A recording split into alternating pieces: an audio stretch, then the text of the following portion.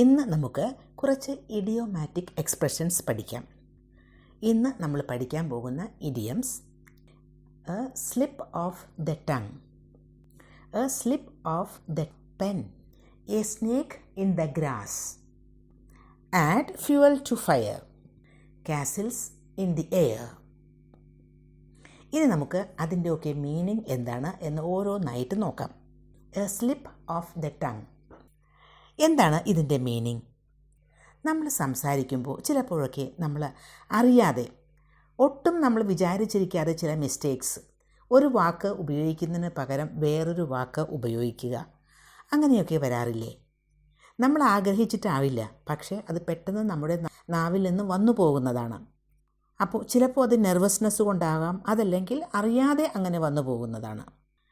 നാവിന് ഒരു സ്ലിപ്പ് സംഭവിക്കുന്നു, അതാണ് സ്ലിപ്പ് ഓഫ് ദ ടങ്. പല പൊളിറ്റീഷ്യൻസ് സംസാരിക്കുമ്പോഴൊക്കെ അവരുടെ പ്രസംഗത്തിനിടയിലൊക്കെ ചിലപ്പോൾ ചില വാക്കുകളൊക്കെ അറിയാതെ പറഞ്ഞു പോകാറുണ്ട്. അവർ അത് ഉദ്ദേശിച്ചുകൊണ്ടാവില്ല, പക്ഷേ പെട്ടെന്ന് ഒരു വാക്കിന് പകരം വേറൊരു വാക്കാവും പറഞ്ഞിട്ടുണ്ടാവുക. അത് വല്ലാത്ത ഒരു കോൺട്രവേഴ്സിയിലേക്കും പോവാറുണ്ട്. During her presentation, she accidentally said the cat instead of the dog, but it was just a slip of the tongue, and she quickly corrected herself.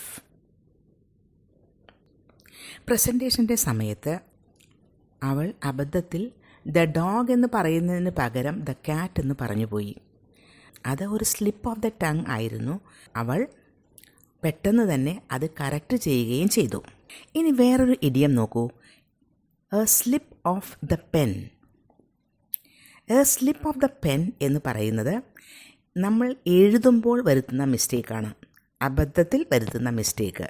മനസ്സിൽ ഒരു വേർഡ് നമ്മൾ വിചാരിച്ചു കൊണ്ടായിരിക്കും എഴുതുന്നത്, പക്ഷേ അറിയാതെ അത് വേറൊരു വാക്കായിരിക്കും. മനസ്സിൽ വിചാരിച്ച ഒരു വേർഡ് ആവില്ല, അതിന് പകരം വേറെ ഒരു വേർഡ് നമ്മൾ അബദ്ധത്തിൽ എഴുതി പോകും. അത്തരം മിസ്റ്റേക്സിനെയാണ് പറയുന്നത് A slip of the pen എന്ന്. ഇപ്പോൾ ആക്സെപ്റ്റ് എന്ന വാക്ക് നമുക്കറിയാം, സ്വീകരിക്കുക എന്നാണ് അതിനർത്ഥം.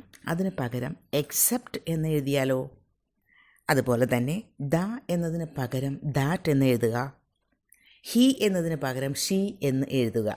അപ്പോൾ ഇതൊക്കെ സ്ലിപ്പ് ഓഫ് ദ പെൻ ആണ്. പക്ഷേ ഇതൊക്കെ നമ്മൾ പറയുമ്പോഴാണെങ്കിൽ അതൊക്കെ സ്ലിപ്പ് ഓഫ് ദ ടങ് എന്ന് പറയും. ഇനി വേറൊരു ഇഡിയം ആണ് a snake in the grass. ഒരിക്കലും വിശ്വസിക്കാൻ പറ്റില്ല, ഒരിക്കലും നമുക്ക് ട്രസ്റ്റ് ചെയ്യാൻ പറ്റാത്ത ആൾ, a deceitful person, a treacherous person. നമ്മളറിയാതെ തന്നെ നമ്മളെ ചീറ്റ് ചെയ്യും, പക്ഷേ നമുക്കൊരിക്കലും അത് മനസ്സിലാവില്ല.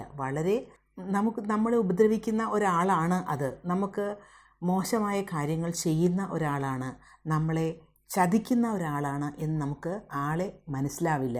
പക്ഷേ അയാൾ ചതിക്കുന്ന ഒരാളാണെങ്കിൽ അറിയാതെ നമ്മളെ ചതിക്കും. അങ്ങനെയുള്ള ആളുകളെ ഒരിക്കലും വിശ്വസിക്കാൻ പറ്റാത്ത ഒരാൾ, a deceitful person, a treacherous person എന്നൊക്കെ പറയാം. I don't trust him, he's a snake in the grass എന്ന് പറഞ്ഞാൽ ഞാൻ ഒരിക്കലും അയാളെ ട്രസ്റ്റ് ചെയ്യില്ല, അയാളൊരു സ്നേക്ക് ഇൻ ദ ഗ്രാസ് ആണ് എന്ന്. നമുക്കൊരിക്കലും ഇത്തരക്കാരെ വിശ്വസിക്കാൻ പറ്റില്ല, വളരെ ഹാംഫുൾ ആണ് അവർ അറിയാതെ തന്നെ, നമ്മളറിയാതെ നമ്മളെ ചതിക്കും.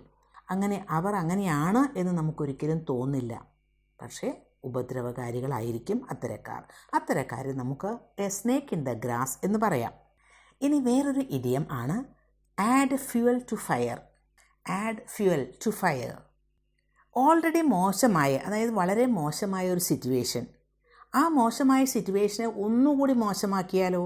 അതിനെയാണ് ആഡ് ഫ്യൂവൽ ടു ഫയർ എന്ന് പറയുന്നത്.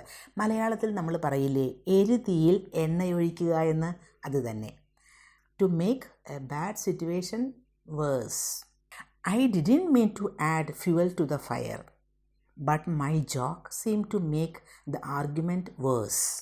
ഞാൻ ഒരിക്കലും അങ്ങനെ ഉദ്ദേശിച്ചില്ല, അത് ആ ആർഗ്യുമെൻറ്റ് കൂടുതൽ മോശമാക്കാനേ ഉപകരിച്ചുള്ളൂ. But my joke seem to make the argument worse. ഞാൻ ഒരിക്കലും അങ്ങനെ ഉദ്ദേശിച്ചതല്ല, എങ്കിലും ചിലപ്പോഴൊക്കെ അങ്ങനെ സംഭവിക്കാറില്ലേ? ചിലപ്പോൾ രണ്ട് ആളുകൾ തമ്മിൽ വല്ലാത്ത ഒരു ആർഗ്യുമെൻറ്റിലായിരിക്കും. ആ സമയത്ത് നമ്മളൊരു ജോക്ക് പറയുമ്പോൾ ചിലപ്പോൾ അവർക്ക് ആ ഒരു സിറ്റുവേഷൻ കൂടുതൽ മോശമാവും.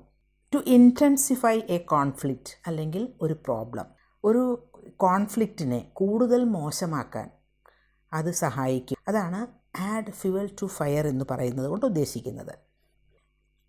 Next idiom castles in the air. Castles in the air. Castles in the air. ഇത് വളരെ ബ്യൂട്ടിഫുൾ ആയിട്ടുള്ള ഒരു ഇഡിയം ആണ്.